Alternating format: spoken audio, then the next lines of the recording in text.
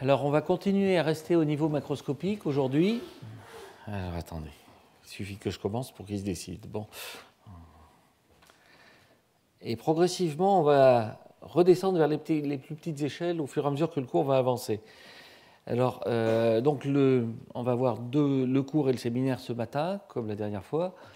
Et comme la dernière fois, il y aura un workshop cet après-midi auquel vous êtes évidemment invités à vous joindre si vous en avez envie, qui sera autour du thème de ce matin. Donc, des gens qui veulent contribuer ou qui ont des propositions d'intervention sont bienvenus. Alors, aujourd'hui, on va parler de choix de matériaux. Donc, on va faire ça en deux temps. Attendez que je me retrouve. Je vais commencer dans la première heure par vous faire un peu un point de où on se trouve en termes de méthode systématique de choix, un état des lieux. Et ça va m'amener à des évolutions qui sont très récentes, enfin qui sont relativement récentes, et dont va vous parler Stéphane Gors, qui nous vient de Bordeaux, qui fera le séminaire, voir comment les méthodes dont je vais vous parler ce matin peuvent être ou ne peuvent pas être adaptées à des problèmes de choix qui sont moins des problèmes de choix de matériaux pour des applications structurales ou thermiques, mais plus des problèmes de choix pour des applications fonctionnelles. Donc il vous illustrera ce point de vue-là. Et cet après-midi, on aura quelques séminaires qui sont associés à l'idée de développer des matériaux en s'inspirant des méthodes de choix. C'est-à-dire que là, on commence à être un petit peu à cheval entre la conception et la fabrication des matériaux, la conception des objets et la fabrication des matériaux, puisqu'on va essayer de développer des matériaux en fonction d'exigences qui sont imposées par le choix et par les cahiers des charges et par les applications. Donc ce que je vais faire ce matin, c'est vous faire un état des lieux de ce qu'on sait faire et de ce qu'on ne sait pas faire en termes de méthode systématique de choix. Alors je repositionne ça dans l'ensemble du cours, donc vous vous souvenez du fil rouge. On a vu la dernière fois les matériaux architecturés multifonctionnels. Là, le choix des matériaux, des procédés, art du compromis, c'est différentes, le code de couleurs qu'on va avoir pendant toute la série des cours. Ça va être au fur et à mesure, on va passer dans chacun de ces blocs-là et on va aller faire un petit tour au niveau microscopique, puis on reviendra au niveau macroscopique, puis on terminera avec les matériaux bio-inspirés. Donc aujourd'hui, je fais des matériaux et des procédés, l'art du compromis.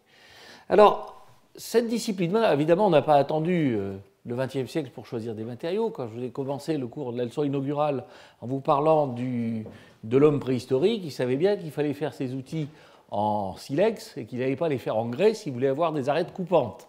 Donc il y a une procédure de choix de matériaux qui est l'essai-erreur, qui est bon, j'essaye, je vois si ça marche pas, j'en prends un autre. Ce qui est assez nouveau, c'est de structurer un ensemble d'informations, de le structurer de façon à le rendre accessible à l'ingénieur et de pouvoir gérer ce problème de l'hyperchoix, c'est-à-dire le problème qu'on a en gros entre 50 et 100 000 matériaux disponibles. Et de pouvoir le faire de manière systématique, non pas pour avoir un outil qui vous dispenserait de réfléchir, mais pour faire de manière systématique ce qui peut être fait de manière automatique et garder du temps pour être véritablement innovant, soit dans le développement de matériaux, soit dans la conception. Alors, l'initiateur de ces méthodes-là, c'est Michael Ashby, qui a développé ces méthodes, qui a commencé il y a déjà une vingtaine d'années à Cambridge. Et il y a eu un très long chemin. Alors, Michael Ashby, dans le domaine de la science des matériaux, est quelqu'un d'assez extraordinaire. C'est-à-dire, chaque fois qu'il a commencé quelque chose, tout le monde disait c'est beaucoup plus compliqué que ça. Et puis, grosso modo, il n'avait jamais qu'une vingtaine d'années d'avance sur tout le monde. Et là, on arrive toujours à une situation où c'est vrai que c'est beaucoup plus compliqué que ça, mais ça structure une manière de réfléchir qui permet de gagner du temps. Donc, ça a commencé il y a 20 ans. Il y a 20 ans, Michael Ashby lui-même avait fait une base de données matériaux. Alors, c'était à peu près la seule personne qui pouvait faire ça, parce qu'il avait à peu près autant travaillé sur les métaux que sur les céramiques ou les polymères. Et au début, c'était un truc qui était... c'était un outil de sélection qui était très primitif. C'était juste, grosso modo, une base de données avec quelques matériaux qui étaient représentatifs, mais qui n'étaient pas exhaustifs, bien sûr. Et puis, un outil qui était très visuel, mais qui permettait de sélectionner vis-à-vis de 1, 2, 3 critères, de sélectionner vis-à-vis de propriétés. Alors, depuis, il y a eu pas mal de chemins de fait. Alors, les logiciels en question sont maintenant dans le domaine public, sont utilisés soit dans une version générique pour des problèmes de formation, soit dans des versions spécialisées dans des entreprises. Alors, la dernière version de ce logiciel s'appelle le Cambridge Engineering Selector, qui a une édition nouvelle chaque année. Et maintenant, vous avez évidemment la procédure de sélection des matériaux avec des bases de données qui sont beaucoup plus grandes, qui ont la même logique, qui est d'être structurées de manière hiérarchique, où il n'y a pas de trous, où les propriétés qu'on ne les connaît pas sont estimées, mais sont repérées comme étant estimées. Il y a des bases de données sur les procédés, sur les différents procédés, les attributs des procédés, avec quels matériaux ils sont possibles, avec quelle géométrie ils peuvent être réalisés, avec quelle cadence. Vous avez un outil qui est un outil d'estimation des coûts, on en parlera tout à l'heure, c'est une manière de sélectionner les procédés. Entre différents procédés possibles, on va essayer de trouver le procédé qui est le moins cher. Une estimation, ça c'est les derniers développements, qui est une estimation disons, de l'impact écologique de différents choix. Donc il y aura un cours qui portera spécialement sur les vertus et les limites de ces approches-là. Et puis, une des dernières caractéristiques, c'est que maintenant on peut faire des bases de données sur mesure. Alors vous allez me dire, comme je suis censé vous parler de la science en train de se faire, vous pourriez me dire, bon bah c'est fini, on passe à autre chose. En fait, ce que je vais essayer de faire ce matin, c'est vous montrer les limites de ça, de voir ce qu'on peut faire et les endroits où les méthodes en question posent problème. Alors, les trois questions qu'on va aborder dans ce cours, c'est comment est-ce que je peux choisir un matériau pour une application donnée? La deuxième question, c'est le problème inverse, dont j'aimerais vous entretenir un peu, qui est, j'ai un matériau, qu'est-ce que je peux bien en faire? Parce que les laboratoires ont des tas de matériaux qui restent des matériaux d'avenir pendant des siècles, qui restent dans les tiroirs. Ils ont des propriétés intéressantes, mais on utilise très rarement un matériau pour une propriété, on utilise un matériau pour un ensemble de propriétés. Et cet ensemble de propriétés prend aussi en compte des cahiers des charges qui sont la capacité de les mettre en œuvre.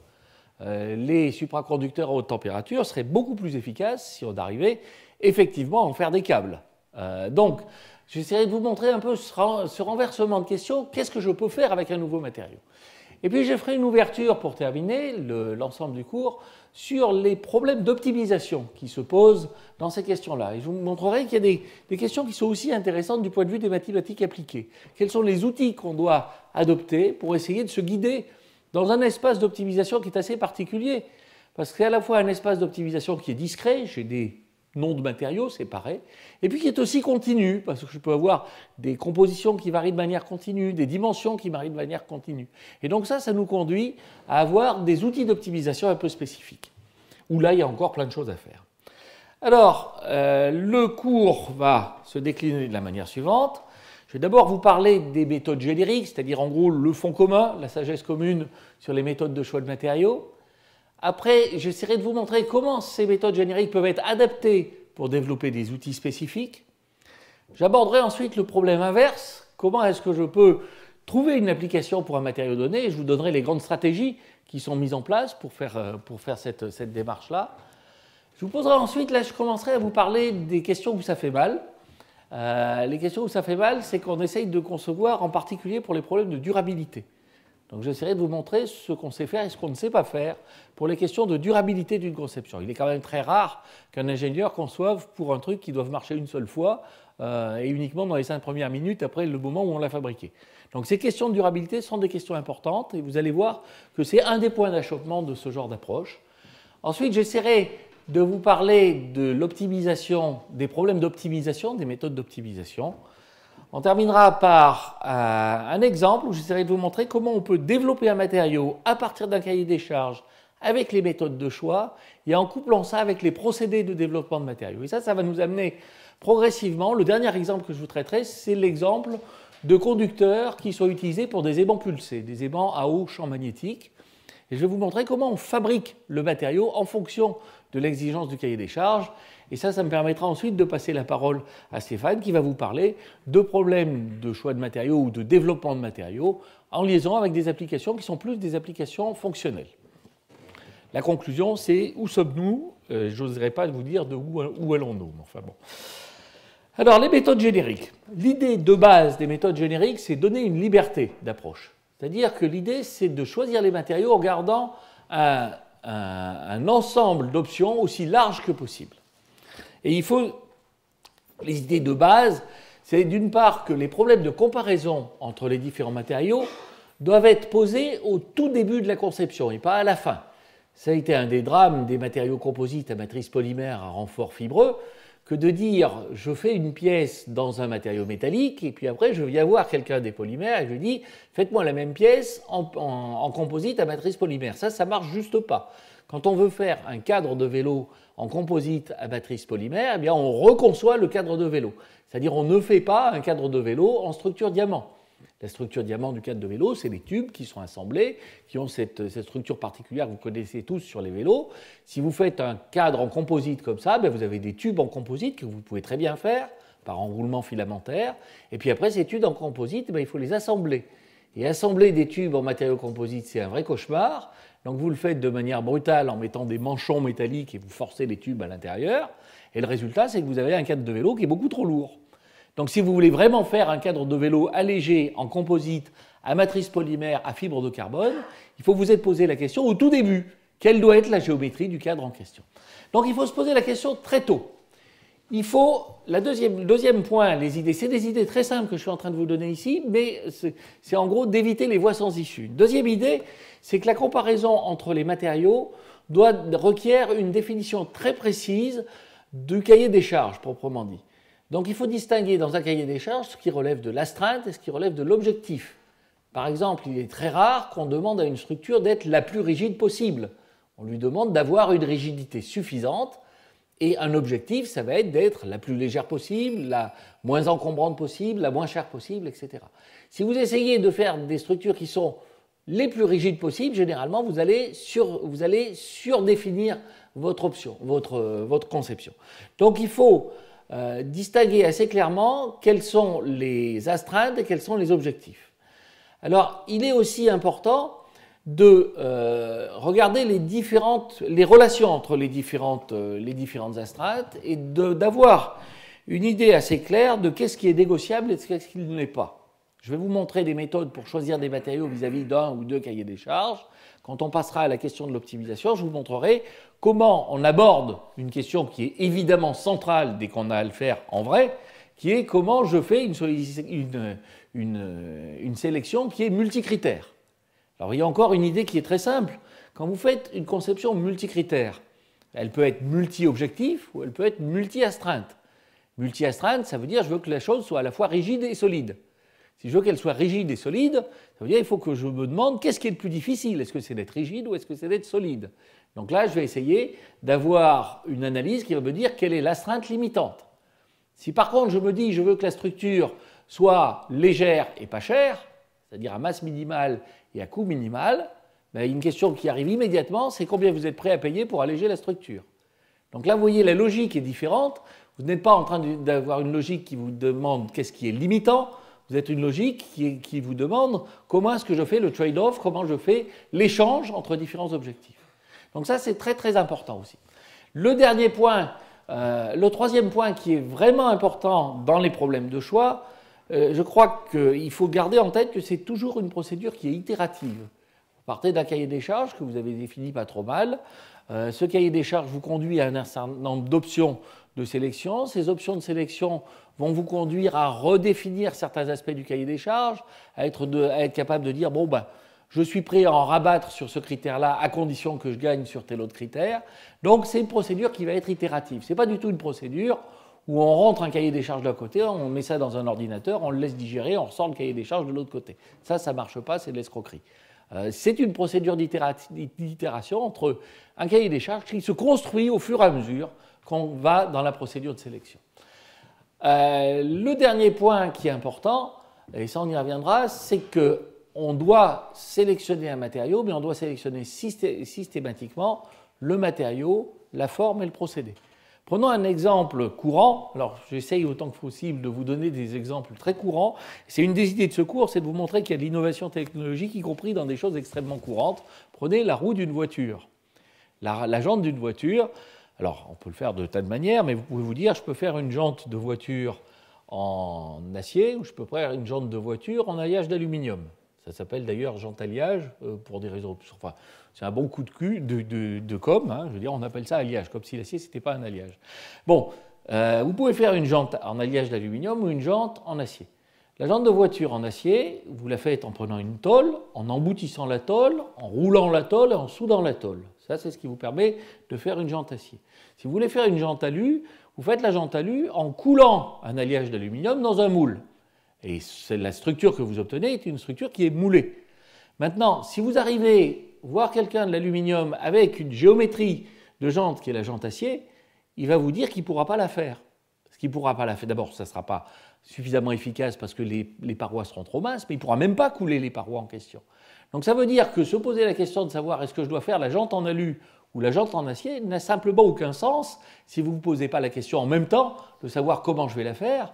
Et la question de savoir comment je vais la faire dépend aussi de la géométrie que vous allez lui donner. La jante en aluminium a des géométries qui sont beaucoup plus épaisses, mais qu'on peut obtenir par moulage. Alors après, l'histoire de savoir est-ce que ça va être plus léger ou plus lourd si c'est en alu ou en acier, si vous regardez simplement les propriétés, vous vous dites sans difficulté que ça sera plus facile, plus léger de la faire en aluminium, et si vous couplez ça avec le procédé, vous apercevez que vous êtes obligé en fait d'avoir des surépaisseurs pour réaliser la jante, et qu'en fait une jante en alu est en général plutôt plus lourde qu'une jante en acier. Ce qui est assez amusant. Alors vous allez me dire pourquoi est-ce qu'on achète une jante en alu plutôt qu'une jante en acier, sachant qu'elle est plus lourde et qu'elle est plus chère? C'est tout simple, c'est que c'est plus joli. Donc ça, c'est un autre critère qui est, c'est plus joli, ça ne rouille pas, enfin, il y a des tas de bonnes raisons pour ça, donc c'est un autre critère qui va rentrer dedans. Bon, ceci pour vous dire que le couplage entre les procédés, les matériaux et les formes est une question qui est essentielle et qui n'est pas traitée de manière systématique. On est obligé de la faire rentrer progressivement dans les procédures de sélection. Alors, voilà un diagramme des différentes étapes de la démarche. On va essayer de le décliner sur un exemple plus courant. Je dirais, vous imaginez que vous avez envie de recruter quelqu'un. Alors, vous allez voir, il y a 3 étapes. Il y a une étape de filtration, une étape de classification et une étape de documentation. Sur la partie gauche de ce diagramme, vous avez qu'est-ce que veut dire l'étape de filtration, l'étape de classification et l'étape de documentation du point de vue des matériaux. Sur la partie droite de ce diagramme, vous avez ce que ça veut dire du point de vue des procédés. Alors, la filtration, vous voulez embaucher quelqu'un, vous voulez quelqu'un qui fasse de la mécanique et des matériaux. Vous recevez un candidat qui est un chirurgien-dentiste, vous dites c'est sûrement quelqu'un de très bien, ce chirurgien-dentiste, mais ce n'est pas quelqu'un qui a les compétences que je cherche. Donc ça veut dire que vous faites cette première filtration. Bon, de la même manière, vous allez vous dire le matériau, il doit travailler dans un moteur d'avion à 800 degrés, je peux faire tout de suite une filtration, ce n'est pas la peine que je pense au polymère pour ça. Donc je vais faire une filtration sur les procédés. Et je vais faire aussi une filtration sur les propriétés pour éliminer les matériaux qui n'ont aucune chance. Et je vais éliminer de la même manière des procédés qui n'ont aucune chance. Si je dois faire la tour Eiffel, je ne vais pas la faire par déposition en phase vapeur, atome par atome, parce que j'y passerai un moment. Donc vous allez avoir des attributs élémentaires qui vont vous dire ces procédés, ils ne marchent pas pour tel type de matériaux, ou ils ne permettent pas d'avoir tel type de géométrie ou tel type de taille, et puis d'autre côté, telle propriété m'élimine d'avance des matériaux. Donc vous avez éliminé votre chirurgien dentiste. On continue, j'ai envie d'avoir quelqu'un donc qui soit à la fois mécanicien et qui connaisse bien la mécanique et qui connaisse les matériaux. J'ai d'excellents mécaniciens, j'ai d'excellents spécialistes de matériaux et je vais en chercher un qui fait plutôt les deux. Donc ça, c'est ce qui va me permettre de les classer. Et je vais les classer par 2 outils, alors non pas les gens que je recrute, mais les matériaux et les procédés. Pour ce qui est des matériaux, je vais les classer par un outil qui s'appelle l'indice de performance. Alors une idée très simple de l'indice de performance, c'est la combinaison des propriétés qui traduit la pertinence d'un matériau pour une géométrie donnée, un chargement donné, une astreinte donnée et un objectif donné.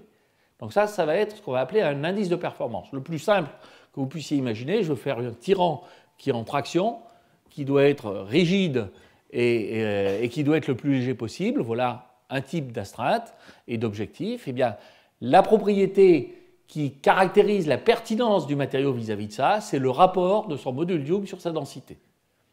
Alors, ça vous le sentez bien, je veux dire, il faut que ça soit rigide, donc il faut un module élevé, et il faut que ça soit léger, donc il faut une densité faible. Donc E sur ρ, ça joue évidemment ce rôle-là, mais c'est explicite, c'est-à-dire c'est effectivement E sur ρ, c'est pas E carré sur ρ ou E puissance 2 tiers sur ρ, c'est E sur ρ. Si vous faites la même question sur une pièce qui serait en flexion, eh bien ça ne sera pas E sur ρ, ça sera E puissance 1,5 sur ρ. C'est-à-dire c'est une manière objective de définir l'adéquation d'un matériau avec un bout de cahier des charges.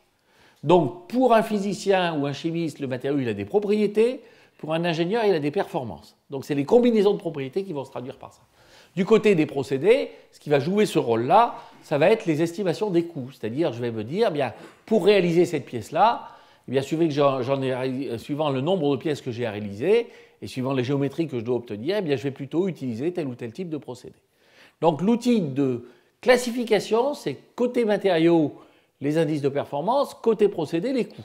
Et puis après, il y a l'étape de documentation. L'étape de documentation, vous avez imaginé, vous avez recruté, vous avez vu quelques candidats intéressants, puis vous allez vous dire, est-ce qu'ils s'entendent bien avec les gens, est-ce que c'est des paranoïaques notoires, est-ce que c'est un flambeur, enfin, des tas d'informations qui peuvent être intéressantes pour le recrutement. Vous n'allez pas vous poser cette question-là sur le chirurgien dentiste, parce que c'est des informations qui ne sont pas faciles à avoir, et ça n'a aucun intérêt de les avoir sur une solution qui n'a aucune chance d'être retenue. Donc de la même manière, des questions du style, est-ce que j'ai l'habitude d'utiliser ce matériau-là? Est-ce que je sais souder des alliages d'aluminium, est-ce que j'ai quelqu'un qui sait le faire? Est-ce que ça tient bien à la corrosion? C'est des questions qui sont très difficiles à obtenir parce que c'est des questions système. Donc ces questions-là, on va essayer de les poser sur des candidats qui sont potentiellement intéressants. Alors vous voyez, une des limitations qu'on va avoir ici, c'est que chaque fois qu'on se pose une question de type système, c'est-à-dire quelque chose qui ne relève pas simplement du matériau, mais qui relève par exemple du couple matériau-environnement-sollicitation. Le prototype de ça, c'est les problèmes de frottement par exemple. Chaque fois que vous allez être dans cette situation-là, si c'est une information complémentaire, vous saurez la traiter. Si c'est une information qui est essentielle dans la sélection, c'est-à-dire au tout début de l'étape de sélection, là vous allez être mal. Donc vous voyez tout de suite une des difficultés qu'on va avoir dans les procédures de sélection systématique, c'est quand vous avez des informations qui relèvent d'une approche système, il est difficile de les traiter en amont de tous les procédés de sélection. Bien, alors on va maintenant regarder sur les outils de sélection, l'état de l'art et les limites. Alors les outils, comparer les matériaux, c'est via les indices de performance, comparer les procédés, c'est via les estimateurs de coûts.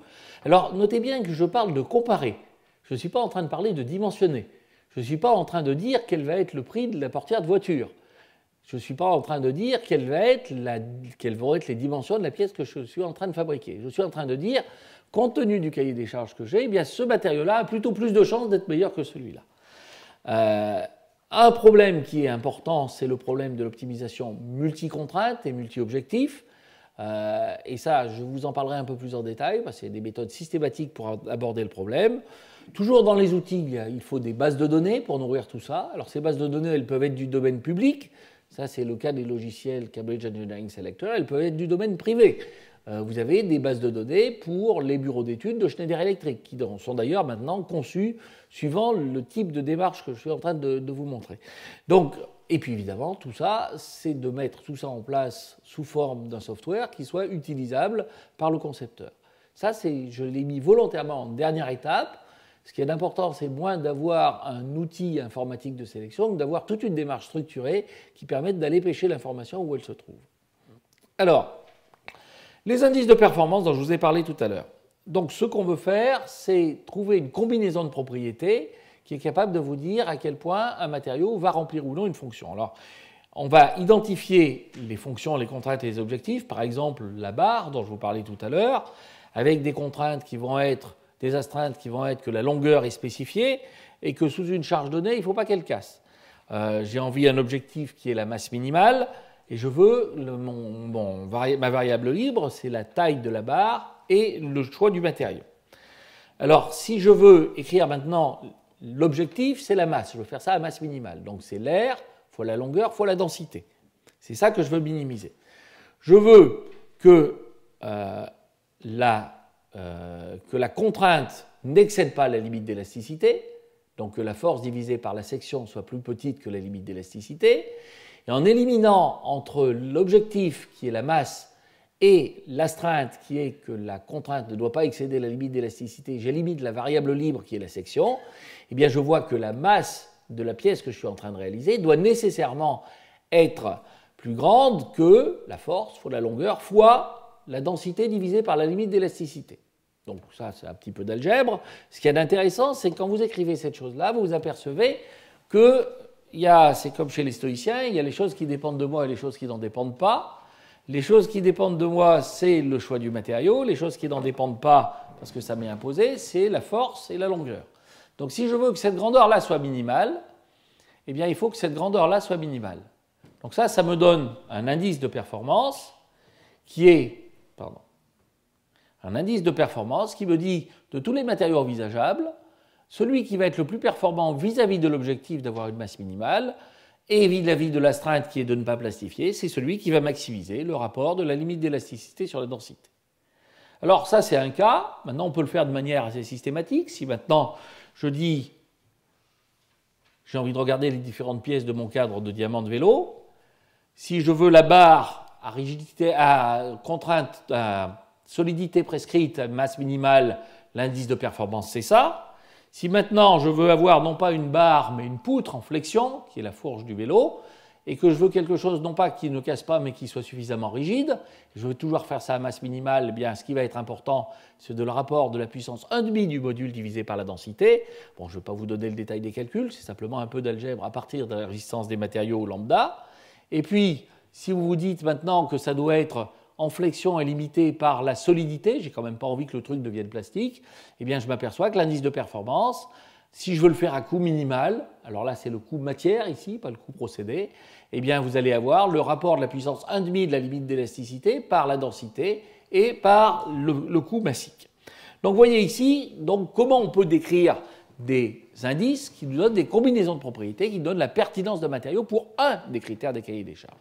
Puis après, vous allez utiliser dans le logiciel en question, cette carte-là, je vous l'avais montré, eh bien, par exemple, vous tracez des cartes module Young densité et vous tracez des lignes, c'est un diagramme logarithmique qui vous donne des lignes équiperformance.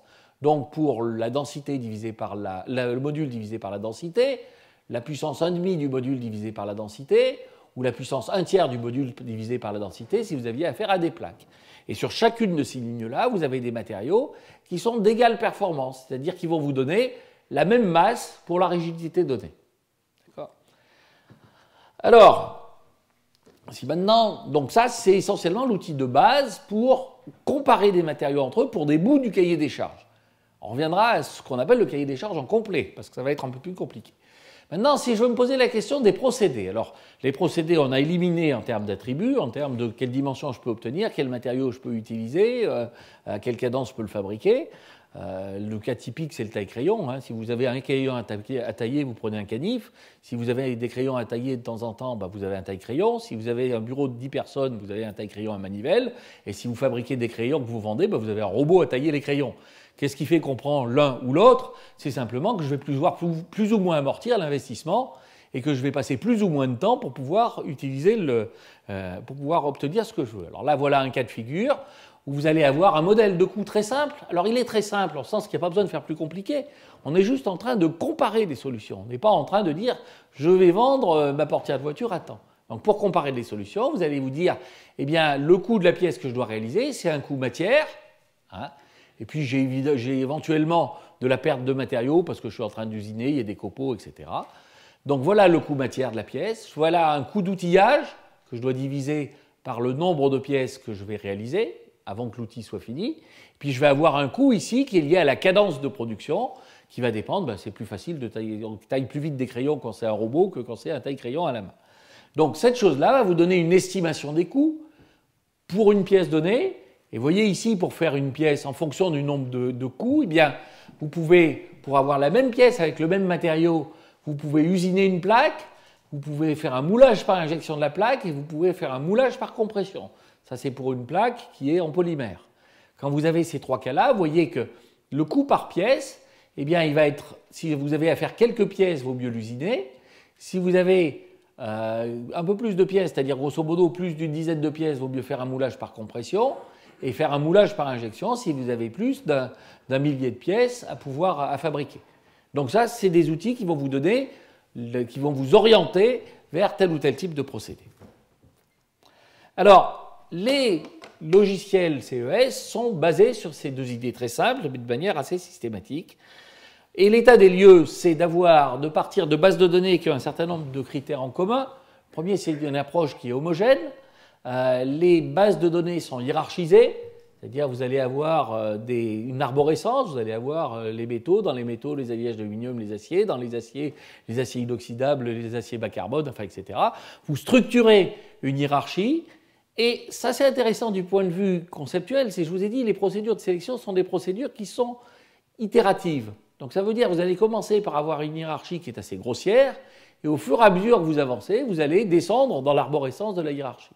Donc vous allez à la fin avoir à choisir entre différentes nuances d'acier et différents traitements thermiques, par exemple. Alors, on essaye d'avoir ici une approche qui est suffisamment objective. On essaye de minimiser les interventions non objectives, d'évaluation non objective. C'est-à-dire, aussi longtemps que cela peut se faire, on évite de mettre des coefficients de pondération entre les différents critères. In fine, on est obligé de le faire, mais je vais vous montrer comment on peut le repousser le plus loin possible.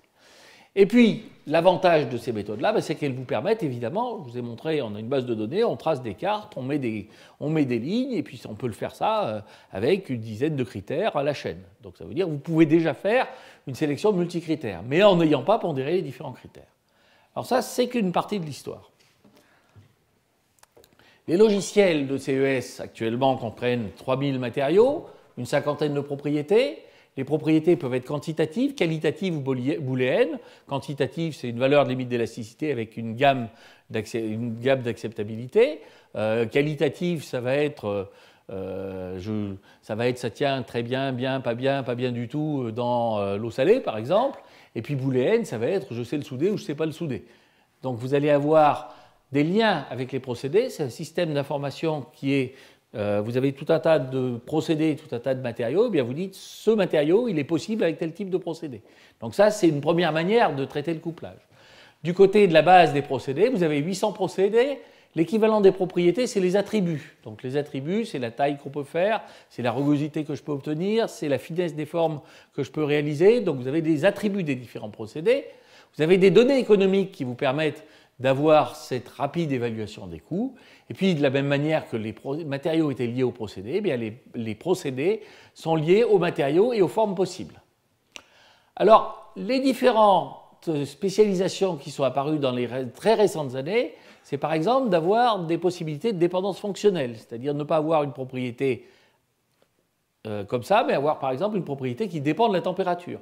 Avoir une base de données qui ait des fonctions de propriété. Ça, c'est typiquement ce qui se fait chez Schneider Electric pour les disjoncteurs, par exemple. On peut avoir des bases de données spécialisées. J'avais même fait une base de données pour sélectionner les vins en fonction des fromages, parce que la procédure ressemble étrangement d'ailleurs. Et puis on peut construire une nouvelle base de données. Donc ça, c'est l'état des lieux des logiciels actuels qui sont du domaine public. On a un estimateur des coûts. On peut avoir des bases de données spécialisées aussi, donc aussi bien d'un côté que de l'autre. Alors, maintenant,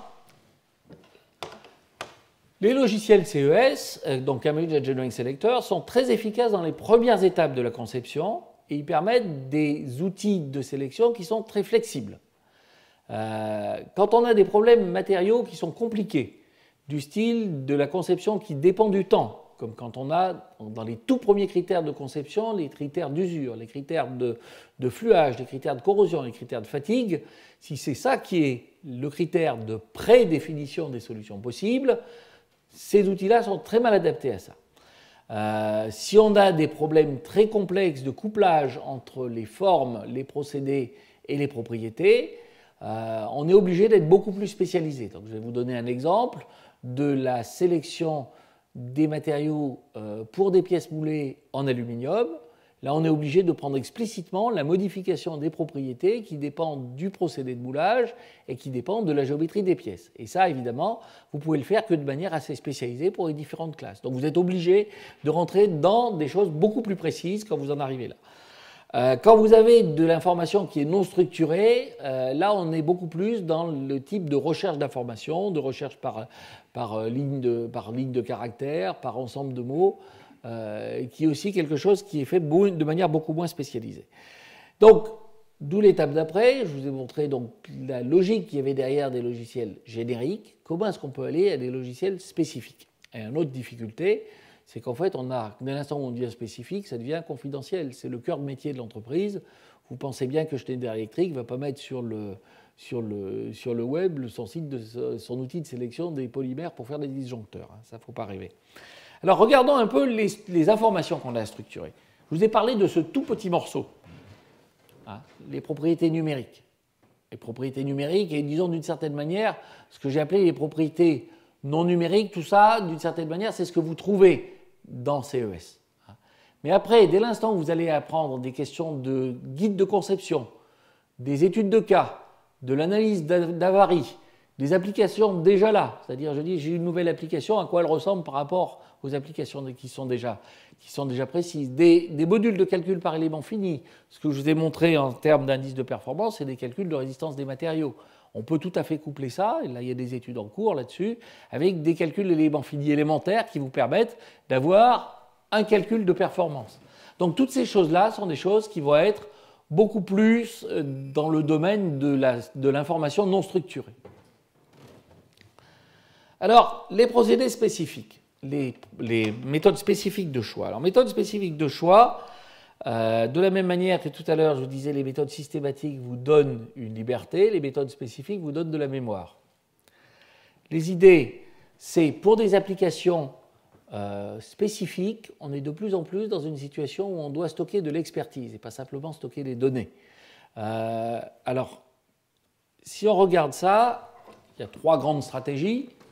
La stratégie dont je vous ai parlé jusqu'à présent, c'est la première, c'est la stratégie de recherche libre, donc avec ses indices de performance, ses analyses de coûts, ses bases de données.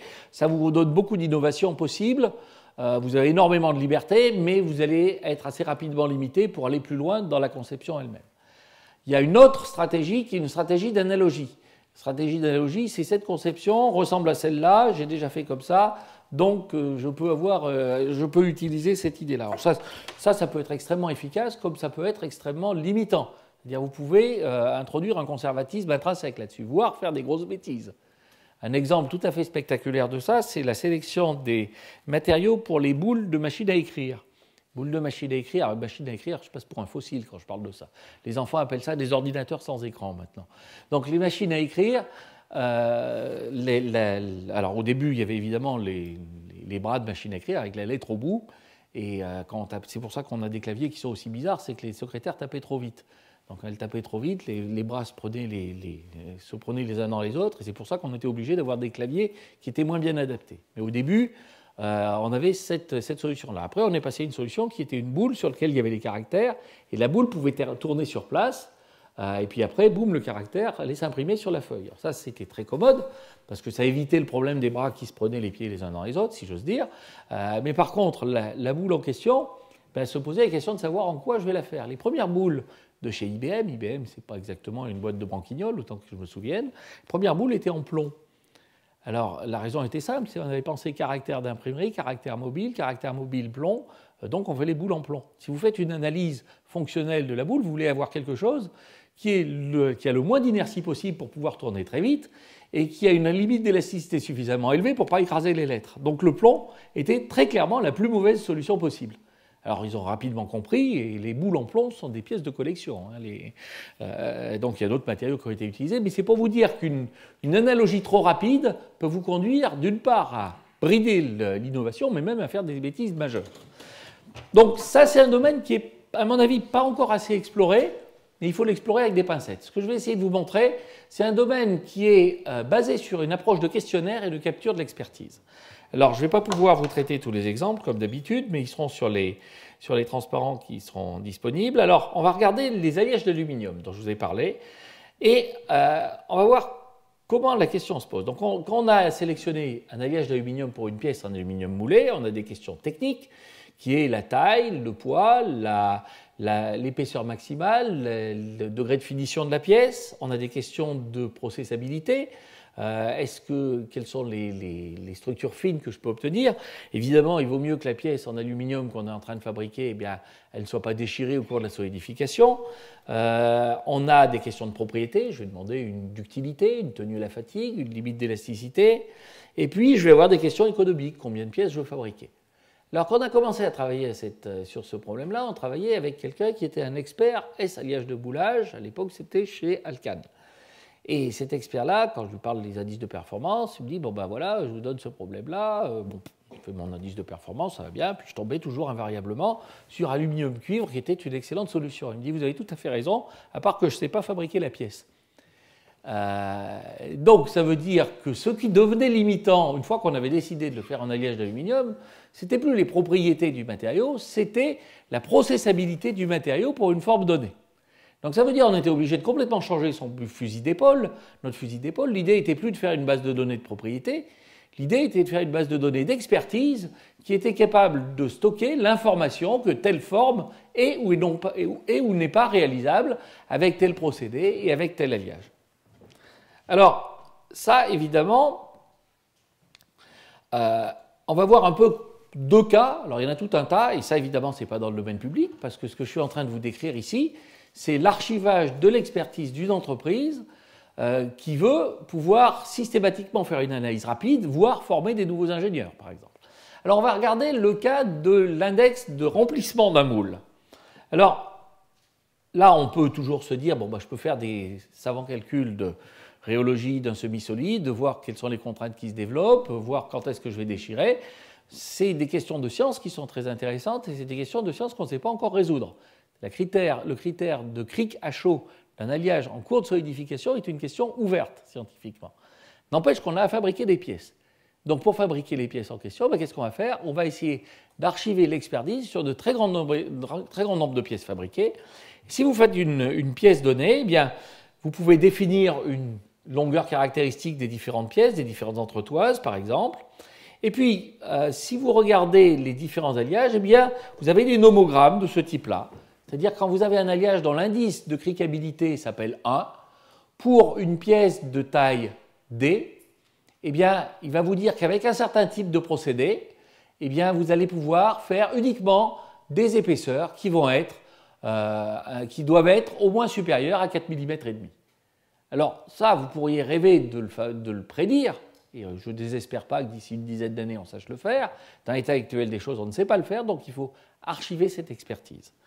Alors, maintenant, si vous vous dites un autre type d'alliage, eh bien, va être pour la même pièce ici, si j'ai une pièce qui a un alliage qui est de type 4, eh bien, avec un indice de coulabilité qui est de 4, eh bien, cet indice de coulabilité va m'imposer que pour la même épaisseur, il faudra que je monte au moins à 5 mm et demi.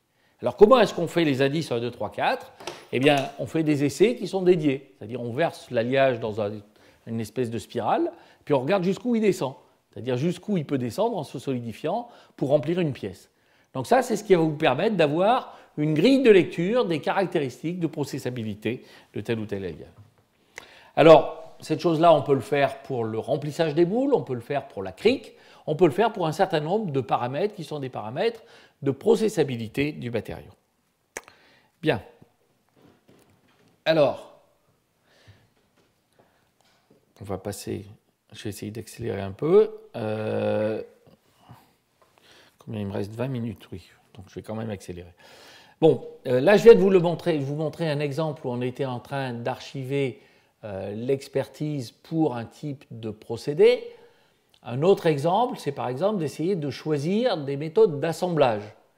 Alors là, je dirais que l'outil, c'est un outil de sélection des experts, ce n'est pas un outil de sélection d'un procédé. C'est que si vous allez voir quelqu'un qui fait du soudage, quelqu'un qui fait de l'assemblage mécanique ou quelqu'un qui fait du collage, il vous donnera toujours une solution. Maintenant, l'idée, c'est en amont de tout ça, de dire quelle est la personne que je dois aller voir. Et pour faire ça, eh bien, vous allez utiliser un type de questionnaire, ça avait été fait avec le CETIM de Saint-Étienne. Vous allez avoir un type de questionnaire qui va se poser des questions des formes qui sont disponibles, des types de sollicitations qu'on va faire, de l'endroit où on fait l'assemblage. Je veux dire, si je dois faire un assemblage sur un chantier ou dans une salle blanche, ce n'est pas les mêmes procédés qui vont être accessibles. Donc je vais avoir tout un ensemble de questions qui vont orienter l'utilisateur vers un certain nombre de procédés qui sont acceptables.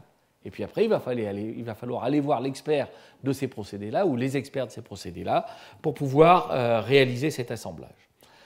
Alors, si je résume l'état de l'art et des limites des outils de sélection, eh bien vous avez des outils génériques qui sont bien adaptés aux premières étapes de la conception. Si on a des questions qui dépendent du temps, on ne sait pas bien faire. Je vais vous montrer comment on essaye de faire. Si on essaye de comparer les matériaux, eh bien c'est essentiellement les indices de propriété qui permettent, les indices de performance qui permettent de le faire.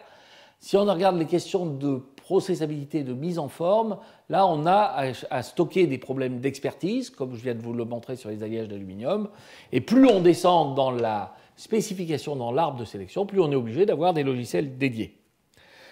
Alors, maintenant je vais vous donner une autre question, c'est la question du problème inverse. J'ai un matériau, qu'est-ce que je peux en faire?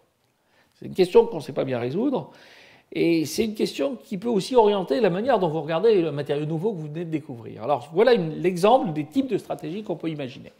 Donc je vous ai dit les problèmes de choix de matériaux, qu'est-ce qu'on fait? On prend une application, on se dit voilà un cahier des charges, et puis après je regarde dans ma base de données quel est le matériau qui a l'air de répondre au mieux dans ce cahier des charges. Je peux me dire l'inverse c'est facile, il suffit que j'ai une base de données d'application, j'ai un nouveau matériau qui a un certain nombre de propriétés, je regarde pour chaque application quel est le cahier des charges, et je regarde pour l'application quelle est laquelle des applications qui correspond le mieux à l'ensemble des propriétés d'un matériau. Et tout est pour le mieux dans le meilleur des mondes. À part que ce n'est pas du tout comme ça que ça se passe, pour la raison suivante, c'est que d'abord, faire une base de données des applications, c'est un vrai cauchemar. Comment vous la structurez? Moi, je ne sais pas encore faire cette chose-là. Et les cahiers des charges ne sont pas suffisamment détaillés pour qu'on puisse avoir une base de données générique des applications. Donc cette stratégie-là, on l'a oubliée. Il y a une autre stratégie qui est de dire, ce matériau que je viens de découvrir, prenons les alliages amorphes métalliques à massifs, eh bien ce matériau-là, quelles sont ses propriétés? Alors je peux me dire à ce moment-là, quelles sont les propriétés qui sont particulièrement intéressantes, ou quels sont les indices de performance qui sont particulièrement intéressants. Si je prends les alliages amorphes métalliques massifs, le fait qu'ils soient massifs fait que je peux faire des pièces épaisses, le fait que la température de transition vitreuse soit suffisamment basse par rapport à la température de cristallisation veut dire que j'ai toute une gamme où je peux les mettre en forme de manière assez facile, comme je le ferai avec un polymère, à part qu'il faut pousser un peu plus. Donc les propriétés sont intéressantes compte tenu de cette capacité de mise en forme. Alors je regarde les propriétés d'un alliage métallique amorphe, je m'aperçois, j'ai une certaine limite d'élasticité, un certain module d'élasticité, je m'aperçois que le rapport du carré du module de la limite d'élasticité divisé par le module d'élasticité est particulièrement intéressant. Donc ça veut dire que j'ai une base de données d'indices de performance, je me dis tiens, il a l'air d'être intéressant pour ça, le carré de la limite d'élasticité divisé par le module, ça correspond à l'énergie élastique maximale que vous pouvez stacker de manière réversible dans une unité de volume du matériau. Donc ça veut dire que naturellement, ça vous conduit à dire ce matériau-là pourrait être intéressant pour faire des ressorts de faible volume, pas forcément des ressorts de faible masse. Maintenant, une fois que vous avez fait ça, eh bien, ça vous oriente vers un type d'application et vous dites ce matériau amorphe métallique massif qui pourrait être intéressant pour faire des ressorts, les ressorts c'est une structure qui peut être vibrante, donc j'ai besoin de savoir des choses sur la fatigue, je ne sais pas des choses sur la fatigue sur ces matériaux-là, ça vaut le coup d'aller étudier la fatigue de ces matériaux-là. C'est-à-dire que cette démarche-là peut vous permettre, elle doit pouvoir s'appliquer à des matériaux dont on a une connaissance incomplète, pour orienter des applications possibles de ces matériaux-là et se dire voilà les informations supplémentaires dont j'ai besoin pour savoir si les applications sont sérieuses ou pas. Donc ça, c'est ce que j'appellerais la recherche de fonctions. Alors la troisième solution, donc ça veut dire pour faire ça, eh bien, il faut avoir une base de données d'indices et puis pour un nouveau matériau, je me dis en quoi il est particulièrement intéressant, pour quel indice il est particulièrement intéressant. Donc ça vous donne des idées d'applications possibles. Il y a une dernière solution qui est la stratégie qui est complètement immorale, c'est la stratégie du coucou, consistant à dire mon nouveau matériau, en quoi il ressemble à d'autres matériaux existants. Alors ressemble, ça veut dire quoi? Ça veut dire qu'il faut que je définisse une distance dans l'espace des matériaux. Une distance dans l'espace des matériaux, il y a une manière facile de le faire, qui est de faire la différence de la propriété du matériau avec la propriété d'un autre matériau, normaliser ça par la valeur moyenne de cette propriété, mettre tout ça au carré, faire la somme sur toutes les propriétés, et comme ça vous avez une distance qui dit ce matériau il est relativement proche de celui-là. Et puis celui-là, tiens ça tombe bien, il a tel type d'application. Donc je vais pouvoir aller regarder si mon matériau ne peut pas être utilisé dans tel type d'application. À part que la distance que je viens de vous définir est une distance qui est complètement arbitraire. Donc une fois que vous avez identifié un matériau qui serait potentiellement proche, qui a une application qui serait potentiellement intéressante, vous redéfinissez une distance qui ne prend en compte que les propriétés qui sont pertinentes pour l'application que vous venez d'identifier. Et vous regardez si le nouveau matériau que vous avez, est effectivement proche du matériau auquel vous voulez le comparer. Donc, encore une fois, ce n'est pas une méthode systématique de vous dire à coup sûr ça va marcher pour ça, mais c'est une méthode de vous orienter dans une espèce de jungle d'applications possibles, dire il y a des chances que ça puisse aller dans cette direction-là.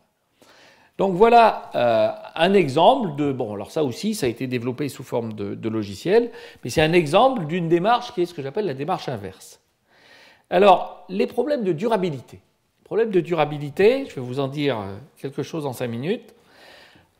C'est difficile. Problème de durabilité des sélections, c'est-à-dire pendant combien de temps ça va pouvoir marcher, c'est difficile parce que d'une part, il est difficile d'avoir les informations. Prenez la corrosion, c'est difficile d'avoir une base de données où vous avez toutes les données de tous les matériaux dans tous les environnements à toutes les températures. Je ne vous dis pas l'horreur. Donc les informations sont difficiles à obtenir. En plus d'être difficiles à obtenir, ce n'est pas forcément celles dont vous avez besoin. Il est relativement facile d'avoir ces informations pour un matériau donné, un ensemble d'environnements donnés, pour de la corrosion généralisée. Ce n'est pas forcément ça qui est limitant. Ça peut être de la corrosion localisée qui est limitante. Un autre aspect, c'est que le problème doit être abordé de manière systémique. Si vous prenez un réservoir, que vous voulez que ça tienne bien à la corrosion, la première chose à faire, un réservoir d'eau par exemple, la première chose à faire, c'est d'éviter d'avoir des eaux dormantes. Donc un truc qui est tout bête, c'est que votre réservoir, eh bien, il faut que le fond du réservoir il soit plutôt sphérique plutôt que d'être comme ça. Donc ça veut dire que vous allez avoir tout un tas de règles de conception qui vont aussi interférer. Donc c'est ce qui fait que ces choses-là ne sont pas faciles à traiter. Et le dernier point, c'est que les problèmes de choix deviennent maintenant dépendants des problèmes de dimension. Si vous voulez faire un réservoir sous pression avec de l'eau et qui doit tenir à la corrosion, ce n'est pas la même chose de faire un réservoir pour une petite maquette de train à vapeur et pour un gros truc de train à vapeur, pour une grosse locomotive à vapeur. Bon, ce n'est pas vraiment de l'innovation technologique, ça je vous l'accorde, mais ça veut dire que vous sentez bien que suivant la dimension, eh bien, vous allez avoir des choix qui vont être différents. Votre choix de la chaudière à vapeur, ça va être de soutenir une certaine pression sans plastifier, sans fuir. Si vous avez un petit dispositif, c'est mince. Si cette chose-là est mince, il faut avoir un matériau qui tient beaucoup mieux à la corrosion que si vous avez une bonne couche de fonte. Alors, je vais quand même vous montrer ce qu'on peut faire malgré ça. Ce qu'on peut faire malgré ça, alors je vais vous donner des indices de performance qui vont vous montrer un peu la situation. Voilà des indices de performance qui ont été calculés pour des problèmes de corrosion généralisée avec différents types de sollicitations, des objectifs, des astreintes, et puis l'indice qui en résulte. Alors on va prendre une barre à section pleine circulaire, à rigidité donnée, à minimiser la masse, c'est-à-dire le truc archi simple dont je vous disais tout à l'heure, l'indice de performance, c'est le module divisé par la densité. Alors si maintenant je me dis, en plus, ce truc-là est en train de se corroder de manière généralisée, c'est-à-dire à un certain taux, c'est en train de réduire de section. Évidemment, quand ça réduit de section, ça veut dire que j'augmente la contrainte à cet endroit-là. Si j'augmente la contrainte à cet endroit-là, ça va finir par mal se passer. Alors vous sentez bien que si j'ai le truc, si la chose ne va pas durer longtemps, je ne me pose pas trop la question. Si elle va durer très longtemps, la question qui va être limitante, c'est à quelle vitesse la pièce est en train de s'amincir. Donc c'est exactement ce que vous dit cet indice-là. L'indice de performance pour cette situation-là est le rapport du module divisé par la densité par cet horrible bidule en bas. Cet horrible bidule en bas, vous avez ici un coefficient qui est une constante qui est une constante d'érosion du matériau dans un milieu agressif. Et vous voyez qu'ici, vous voyez apparaître le temps. Attendez, il faut que je le voie. Vous voyez apparaître le temps pendant lequel la pièce doit fonctionner. Donc si ce temps est très court, vous enlevez ça et vous retombez sur l'indice sur ρ. Si le temps est très long, vous gardez uniquement le second terme et vous voyez que le E va disparaître et je vais avoir quelque chose qui va me faire apparaître uniquement le taux de corrosion. Ce que cette approche-là vous dit, c'est que si je suis dans un temps intermédiaire, eh bien vous dit comment vous devez pondérer la résistance à la corrosion par rapport à la résistance mécanique. Donc c'est un cas très simple, mais c'est pour vous montrer comment est-ce qu'on peut traiter les problèmes de durabilité quand on a l'information. Alors, les questions d'optimisation.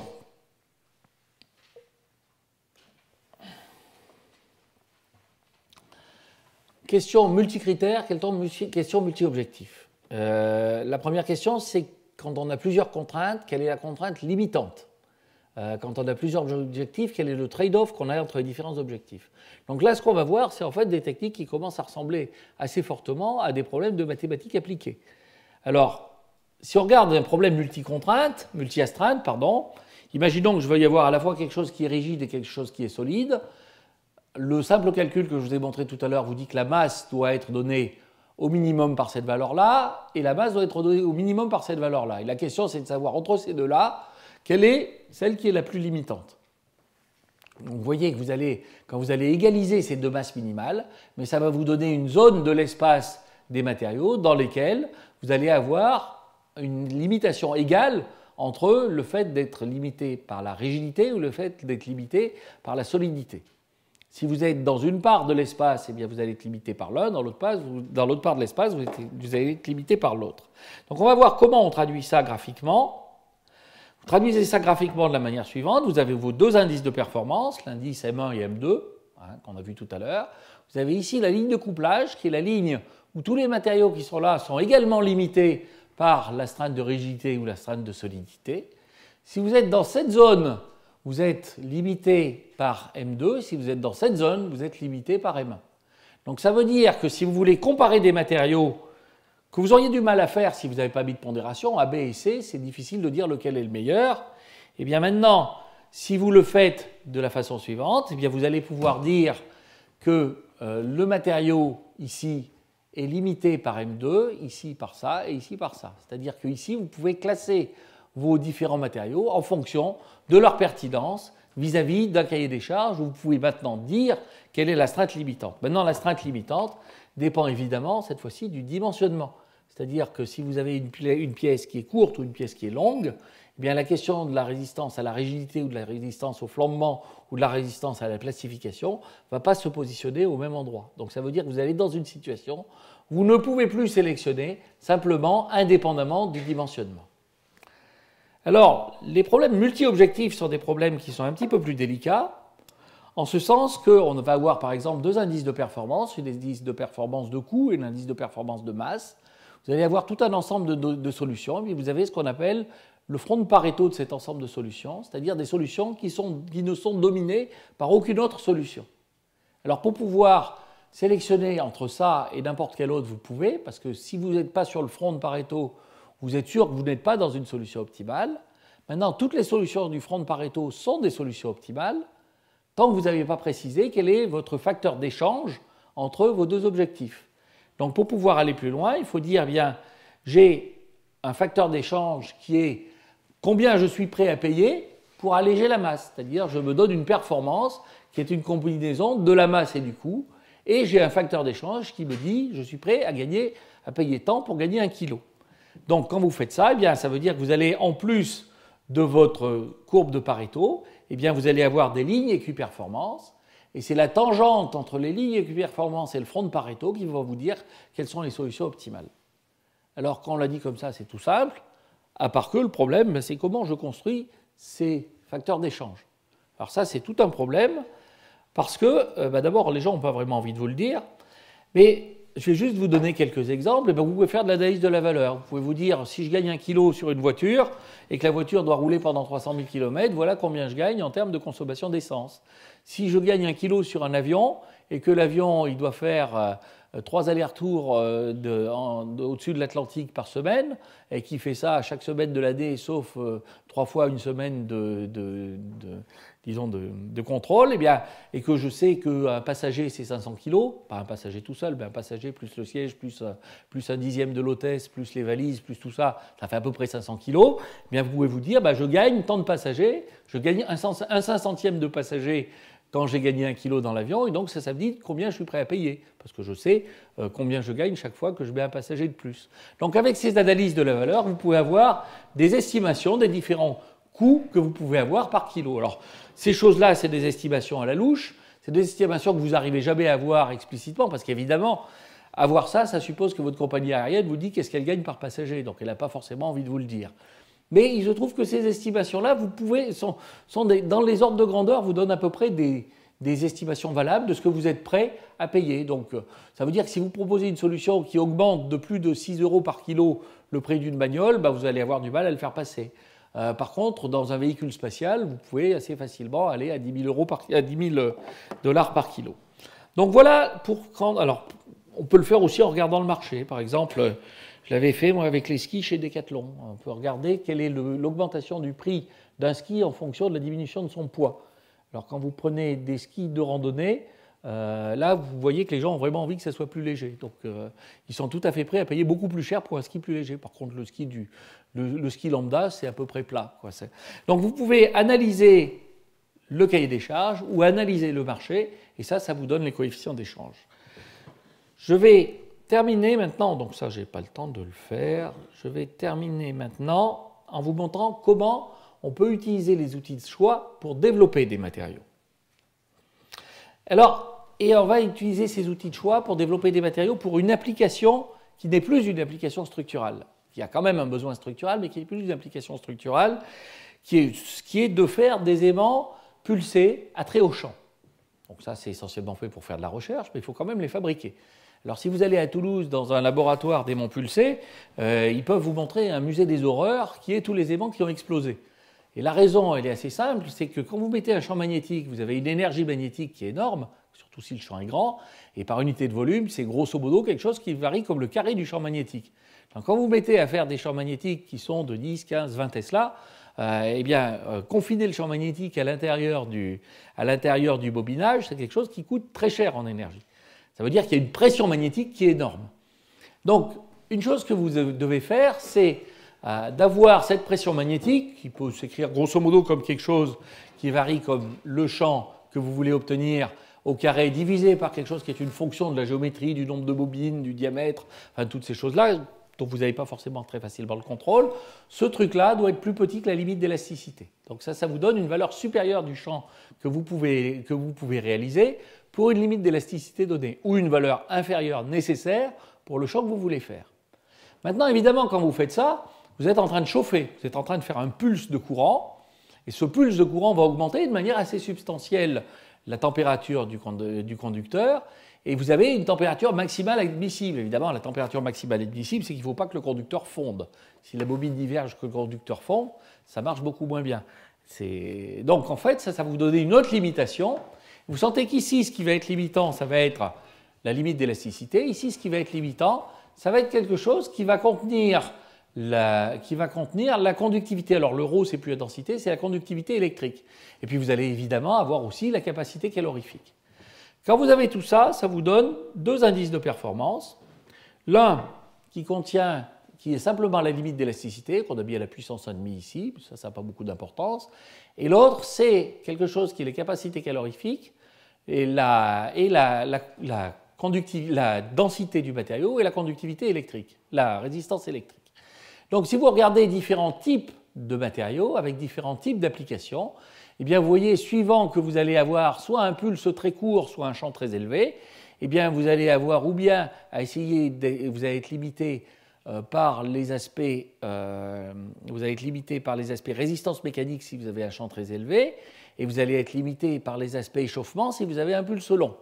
Donc ça, ces critères-là vous permettent de dire quel matériau serait plutôt préférable pour tel ou tel type d'application. Ça, c'est la version je regarde sur étagère. Maintenant, on peut faire un peu mieux, qui est de dire, je ne regarde pas simplement dans les bases de données de CES, je regarde dans une base de données un peu plus spécifique, et je regarde en fonction de ces différents indices, pour différents types de champs que je veux obtenir, ou différents types de durée de pulse, je peux regarder, pas simplement du cuivre, mais je peux regarder du cuivre chrome, je peux regarder du cuivre argent, je peux regarder des matériaux qui deviennent du cuivre beryllium, je peux regarder aussi des matériaux qui sont des matériaux qui ont été développés pour ça, qui sont des composites cuivre argent ou des composites cuivre niobium. Alors je vais vous dire deux cas. Alors le cuivre niobium a l'avantage que le niobium a le bon goût d'être supraconducteur.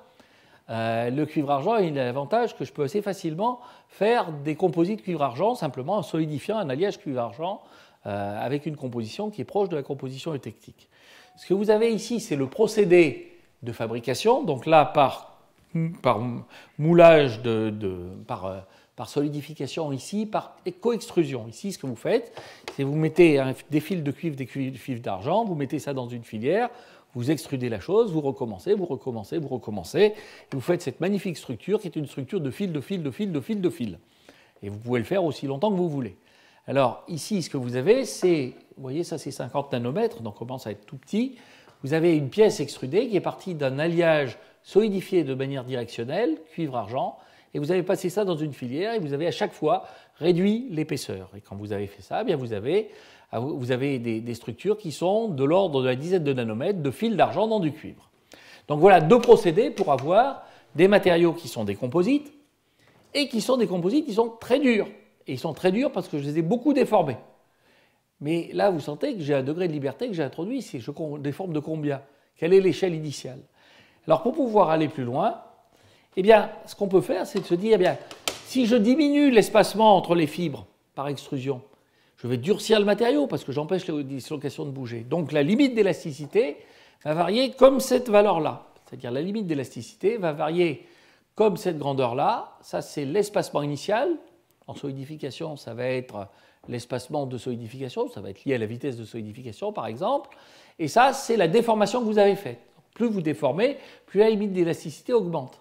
Maintenant, plus vous déformez, plus les endroits où les électrons vont pouvoir être diffusés vont être proches les uns des autres. Donc vous allez être dans une situation où vous allez aussi augmenter la conductivité électrique. Vous allez aussi augmenter la résistivité électrique. Donc ça veut dire que vous êtes en train de gagner d'un côté et de perdre de l'autre. Alors, ce que la modélisation vous dit, c'est ce que vous voyez ici, expérimentalement sur des cuivres argent plus ou moins déformés, eh bien vous pouvez très facilement le comprendre avec un modèle très simple qui va vous dire je ne vais pas pouvoir faire les deux en même temps. Et maintenant, où est mon optimum? Donc, ce que je viens de vous montrer, c'est que pour ce critère-là, vous êtes capable de dire, bien, les cuivres argent ou les cuivres niobium sont des bonnes solutions, et il faut que je parte avec tel espacement initial, et il faut que je déforme de telle manière, avec tel procédé d'extrusion, pour pouvoir obtenir un matériau qui est le mieux adapté, soit un aimant pulsé à long pulse, soit un aimant pulsé à haut champ.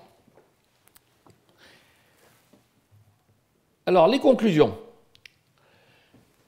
Les outils génériques sont disponibles et utilisables dans les premières étapes de conception. Ils sont bien adaptés. Les outils spécifiques peuvent être bien adaptés aux étapes ultérieures de sélection, mais malheureusement, ils deviennent spécifiques, comme leur nom l'indique, c'est-à-dire qu'ils sont de moins en moins publics et de plus en plus spécialisés.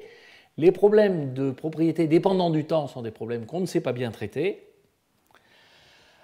On peut trouver une méthode de recherche d'application qui vous permet aussi d'orienter la recherche d'informations que vous cherchez sur un matériau donné. Je vais essayer de vous montrer qu'on pouvait aussi maintenant orienter le développement d'un matériau en couplant des approches très simples de modélisation des propriétés avec un cahier des charges qu'on a traduit en termes de performance par les méthodes de choix de matériaux dont je viens de vous parler. On va maintenant de plus en plus vers des outils spécifiques. Vous trouverez ça aussi sur les transparents. J'ai fait une liste des outils spécifiques à ma connaissance qui existent. Il y en a des tas que je n'ai pas mis là. Je sais qu'il y a un outil qui existe chez Moulinex où un des critères, c'est est-ce que je suis capable de peindre en orange, en rouge, pardon, le polymère que je veux utiliser. Parce que, donc c'était en orange. Rouge, c'était pour Seb, parce qu'il faut pouvoir avoir un signe de fabrique qu'on met à cet endroit-là. Donc, il y a maintenant tout un tas de systèmes qui existent en interne dans un certain nombre d'entreprises pour aider à la sélection des matériaux. Deux mots du nucléaire, juste pour vous montrer qu'on peut tout à fait adapter ce genre de méthode à des problèmes qui sont très différents de problèmes proprement de mécanique. Là, si je veux faire une gaine de combustible, il faut évidemment que les neutrons passent au travers. Ça, c'est caractérisé par une longueur d'absorption. Je pourrais effectivement avoir quelque chose où les neutrons passent au travers de la gaine très facilement en faisant une gaine très mince, mais si la gaine est très mince, elle ne supportera plus la pression qui est à l'intérieur. Donc il vaudrait mieux qu'elle soit épaisse. Entre les deux, j'écris un indice de performance. L'indice de performance me dit que je vais essayer de trouver quelque chose qui maximise, quelque chose qui contient la résistance mécanique à la température donnée du matériau, sa résistance au fluage par exemple, et puis quelque chose qui contient sa capacité à absorber des neutrons. Alors évidemment, ces données-là, vous ne les trouvez pas dans un logiciel standard, mais vous pouvez parfaitement aller chercher dans un bouquin de neutronique pour les trouver. Et quand vous faites ça, vous voyez effectivement un certain nombre de propriétés qui sont possibles. Ce n'est pas ça qui va vous dire s'il faut prendre du zircaloï 4 ou un alliage M5, mais c'est ça qui va vous dire, compte tenu des conditions de fonctionnement, ça vaut le coup d'aller regarder du côté des alliages de zirconium ou des alliages d'acier inox, ou pourquoi pas d'autres matériaux. Et là, vous voyez qu'il y en a qui sortent qui sont complètement absurdes. Me trouver avec du magnésium dans de l'eau chaude, c'est sûrement pas une bonne idée. Mais ça vous permet d'avoir une grille de lecture des options possibles.